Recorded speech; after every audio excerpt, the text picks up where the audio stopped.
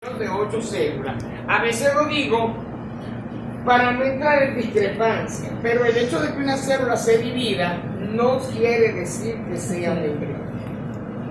Una célula puede comenzar a dividirse sin que se considere que eso es un embrión, porque los factores que permiten la división de la única célula para que se transforme 2, 4, 8, 16, 32, 64 y se forme una mórula no son nucleares, son factores citoplasmáticos.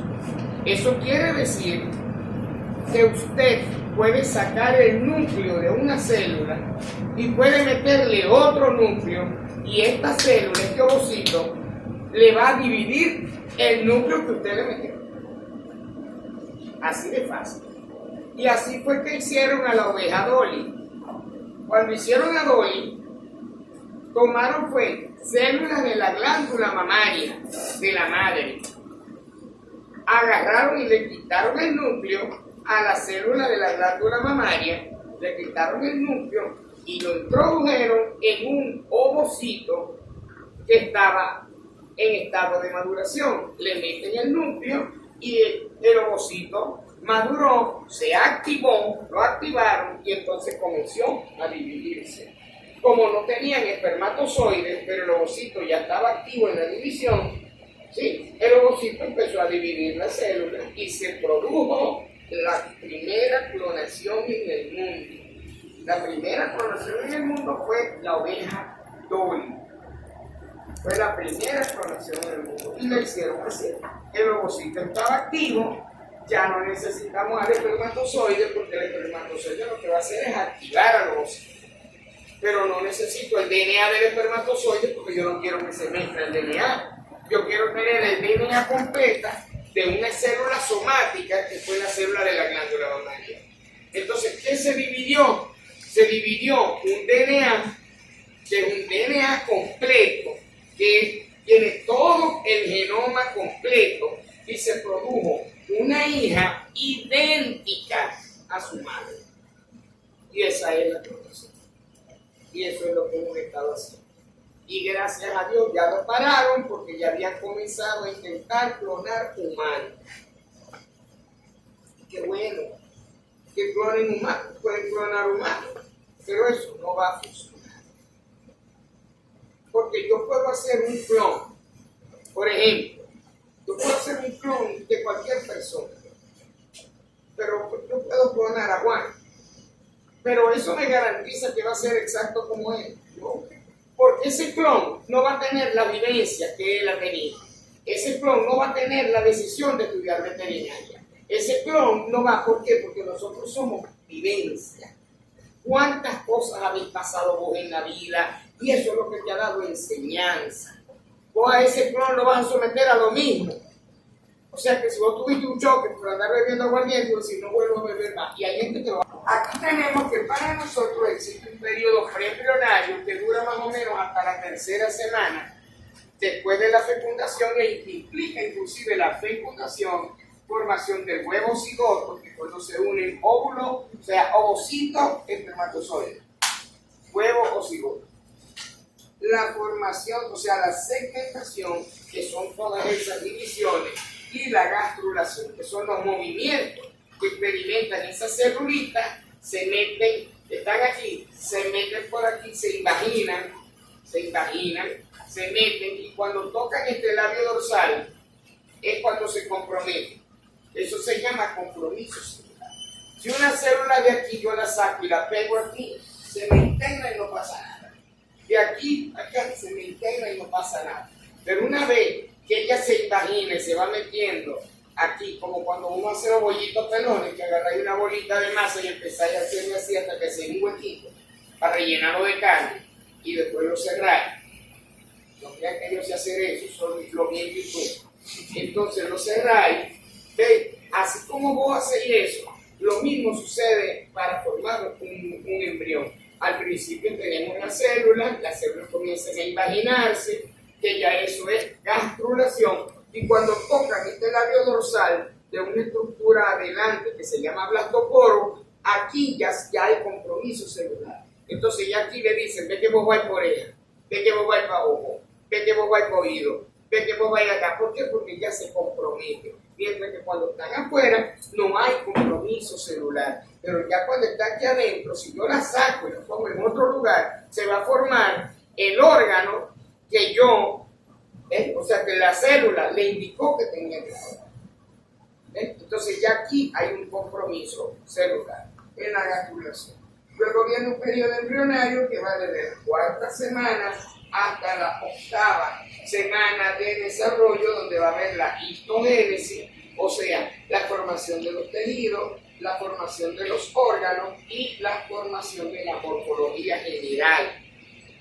Bien, y el último es el periodo fetal, que es a partir de la octava semana, más o menos, más o menos 45 días podemos hablar, evidentemente que esto es variable de acuerdo a la gestación. Estamos hablando de animales de 9 meses de gestación, ¿sí? Pero esto es variable porque la perra tiene 63 días y en 63 días no puede apenas comenzar a formar un feto, porque en 63 días ya nacen los perritos. Entonces, pues, en la perra es diferente, 62, 63 días promedio, ya nacen los animalitos.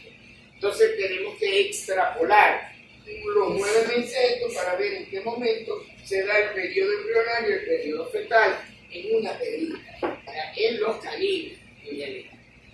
Bien, ahora, la maduración del ovocito es la formación de las células sexuales, tanto femeninas como masculinas, y el número de cromosomas se reduce a la mitad. ¿Por qué? Porque yo necesito unir la mitad de la hembra con la mitad del macho para formar un individuo con la carga cromosómica normal. Piensen ustedes que una trisomía, o sea, tres cromosomas, tres alelos en un solo cromosoma, conlleva, por ejemplo, al Down. Ahora imagínense una duplicación del DNA. Sería una locura. O sea, tendríamos, no sé qué saldría de eso. Una locura, extrema. Pero vos tenés la mitad que te la da papi, la mitad que te la da mami, se une espermatozoide con el ovocito. Cuando se unen, se activa el ovocito, termina de dividirse, bota el cuerpo polar y ahora es N. Y está listo para poder intercambiar su DNA con el DNA del espermatozoide. Ahora sí pueden unirse los dos, intercambiar el DNA y nace un individuo único e irrepetible. ¿Por qué irrepetible? Porque usted nadie lo puede repetir, usted es único. Usted es único. Entonces usted ni siquiera los gemelos idénticos, porque los gemelos idénticos son toditos igualitos. Todos, hasta los dientes, menos la huella. Las huellas son diferentes, porque el patrón de huellas viene por las proyecciones del tejido conectivo, y eso es único. El patrón de tejido conectivo es al azar y lo forma cada individuo. Nunca nadie va a tener el mismo patrón de tejido conectivo a menos que lo clonee. Es lo único. Pero de resto vos tenéis un patrón diferente. Así que los gemelos idénticos, hasta la fórmula dental la tienen exactamente igual. Entonces se enferma uno, se enferma el otro por la sensibilidad. Pero a medida que van creciendo van cambiando. ¿Por qué? Porque vos tenéis un gemelo y de pronto, no sé, vos tenéis una novia que tiene herpes y te transmite el herpes. Va a cambiar, porque tienes que luchar contra un virus que el hermano tuyo no. El sistema inmune. Entonces ahí sí van a cambiar las cosas. Entonces las decisiones que vos tengáis van a cambiar evidentemente tu potencial, al igual que el fenotipo, o sea, el físico. De pronto este gemelo tuvo un accidente y tiene una cicatriz aquí, pero este no lo tuvo y ya, entonces ya hay una diferencia. Entonces, pues, todo menos la huella. Si uno de los gemelos es un bandido y comete una locura, yo le hago estudio de DNA y puedo llevarme preso al otro gemelo que a lo mejor es un anterior. Porque tienen el mismo DNA, vos fuiste porque el DNA está aquí. Pero es que yo tengo un gemelo, ¿dónde? Bueno, no sé, ¿dónde está metido? Ah, no. Entonces yo tengo que meter preso a vos, así consigamos al gemelo tuyo. Eso fue un caso de la ley y el orden. La ley y el orden, yo lo vi. Y eran dos gemelos. Que el número de cromosomas tenemos que dividirlo, partirlo a la mitad. Y tenemos que en la gametogénesis vamos a ver que hay tres fases, un periodo de multiplicación, de crecimiento y de maduración. Ahora, ¿qué es la gametogénesis? Hay calor allá. Pero venite para acá. Y, no sé.